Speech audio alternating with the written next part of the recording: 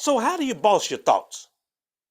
See, the greatest battle you have and the greatest battle you're going to fight in your entire life is the battle that goes on in your head, in your mind.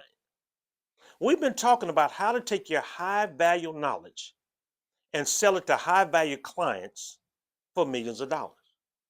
And just that word alone, people, when you say millions, people, the first thing that comes to their mind a lot of times is scam. And I know a lot of times that word has been associated with scam. But I'm saying emphatically to you that your knowledge could be worth millions. And I often say, and you heard me say it many times, I say could because you place the value on your knowledge. All of the years that you spent studying, working, perfecting your craft, I say that is worth 10 times, at least 10 times what you're making. If you're making 300,000, it's worth 3 million. You're making 100,000, it's worth $1 million. But you have to determine that. So where does it start? It starts in your mind.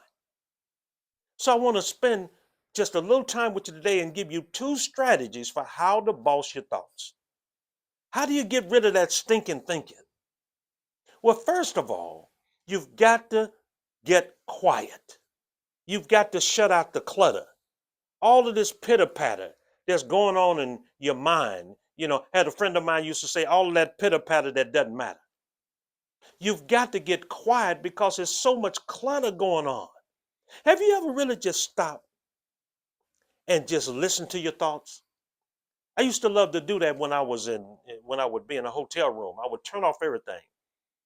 I'd get real quiet, sit on the couch, and just listen. Try it sometime. You would be surprised what's going on in that mind of yours. You're like, wow, where are those thoughts coming from? I've got to, if I have any idea, any chance of getting out of this rut and learning how to market my knowledge, I've got to change my thinking. I like what Napoleon Bonaparte said, and I wrote a book called How to Call a Meeting with Yourself. I'm going to read from that. But here's what he said. In every battle, Napoleon Bonaparte, considered to be one of the greatest generals ever to command the army, right? Here's what he said. And when I read this, wow, it revolutionized my thinking. He said, in every battle, there's a 15-minute period. And he said that 15-minute period will determine who wins the war. In every battle, there's a 15-minute period in which the war will be decided. Think about that, everybody. He didn't say 15 days, 15 hours, 15 months, 15 years. He said 15 minutes. He said the general that knows that 15-minute period and commits his resources, his army, will win that war. He said, but the general that is too afraid or does not know that 15-minute period will lose not only the battle, but he will lose the war. Every day, we have these 15-minute periods going on. Every day. In which is determines our day. So we got to get real quiet. I like what Les Brown said. He said before he gets his day started, he starts out with some scriptures. Get infused with some positive. I do the same thing. I get out my Bible. I read. I study. I want some positive stuff. I got enough negative stuff. I watch people. I heard people. The first thing they do is they get up. They get out their remote and turn on the news. Listen to them. They all wired up all the time. No, no, no, no, no, no. If you're gonna win, you got to get quiet. 15 minutes. And guess what? I was just reading Switch on Your Brain, that book called Switch on Your Brain. I got it on my desk over there. I'm not going to leave the camera, but I got it on my desk. And psychologists and psychiatrists working with PTSD veterans are saying the same thing. Isn't that amazing? They're saying 15 minutes. In fact, they said 5 to 15 minutes a day can restructure, rewire your brain. Wow. It's amazing. But Napoleon said that when? Years ago, decades ago. 15 minutes. Take 15 minutes a day and get quiet and think. That's the first thing you do. You got to get quiet. You got to Shut out that clutter. The second strategy is to get good at talking to yourself. You got to get good at talking to yourself. You're already talking to yourself, but you're not good at it. A lot of people not good at it. Why? Because they're telling themselves things like, I'm dumb, I'm stupid, I can't have that, I can't live there, I can't drive that, I can't vacation there. Why not? Says who? I can't write a book. I can't do an audio book. I can't be a millionaire. Amazing. They're telling themselves that. Let me give you another paragraph that I wrote in the book. And these are not mine. I just happen to write about them. Your subconscious mind does not know the difference between something that's real and something that's simulated. To the subconscious mind, it's all the same. Anybody remember those old commercials? Is it real or is it Memorex? Remember that? Ella Fitzgerald was singing and it broke, her singing broke the glass. They said, is it real or Memorex? Your mind doesn't know the difference between something that's real, that's something that's actually happened to you, or was it fake? It doesn't matter.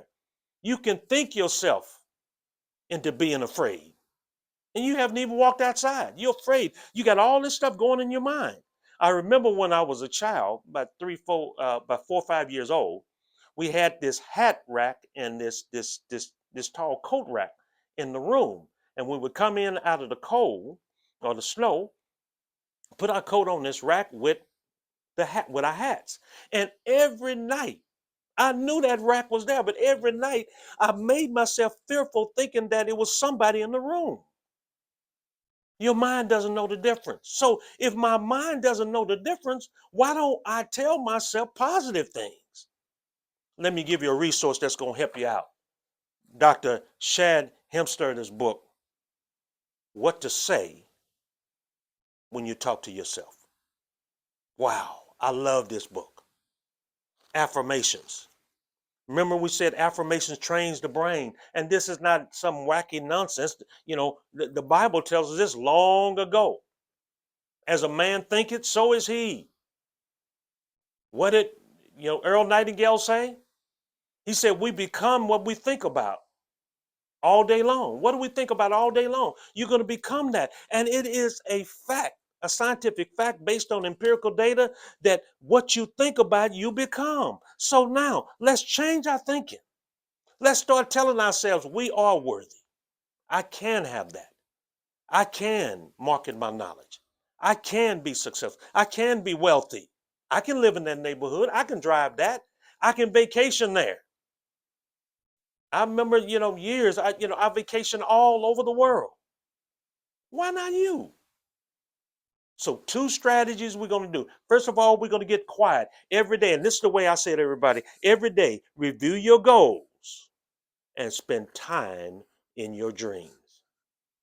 Close your eyes, get quiet, close your eyes, see yourself successful. See yourself driving what you want to drive, living in that house, in that community. See yourself vacationing. There you are, walking the beaches of Waikiki, or you in Puerto Rico, or you in Brazil. Where are you? See that, everybody. It's real. Thoughts become things.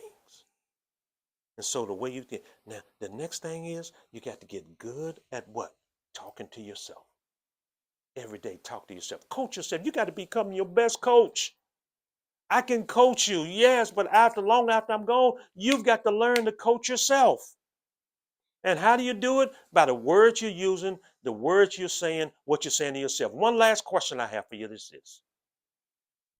If you had a friend to talk to you the way you talk to yourself, how long would you keep them as a friend? I want you to think about that one. Change the way you think. Learn to boss your thoughts. Those are 2 powerful strategies I just shared with you. Do this every day, and you're on your way to building real wealth for you and your family. I'm going to sign off for now. Dr. King signing off for now.